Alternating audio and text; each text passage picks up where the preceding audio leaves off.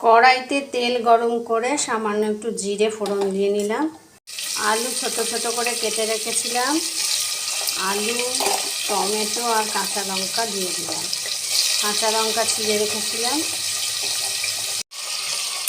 ভালো করে ভেজে নেব।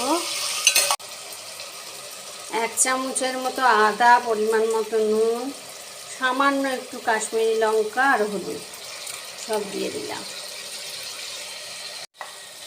ভালো করে কষিয়ে নেব। তখন একটু মশলা ধোয়ার জল দিয়ে দিয়েছি। এবার ছানাগুলো আমি এরকম চৌকো চৌকো করে কেটে ফ্রাই করে রেখেছিলাম দিয়ে দেব। ভালো করে মিশিয়ে নেব, করে বেশ কিছুক্ষণ রান্না হতে দেব।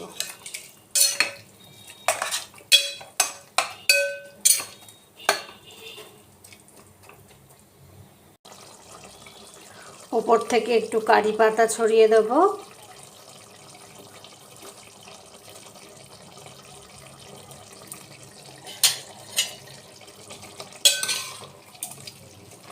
ভালো করে মাখিয়ে নেব কারি পাতাটার সঙ্গে।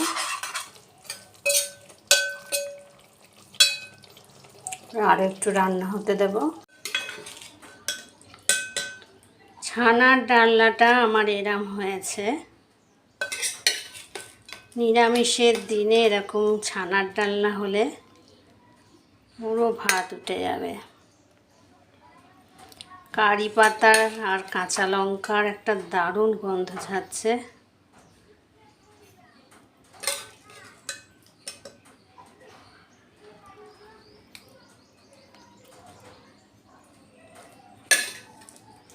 এরমভাবে হালকা মশলায় হালকাভাবে যদি ছানার ডালনাটা করা যায় খুব মুখরোচক হয়।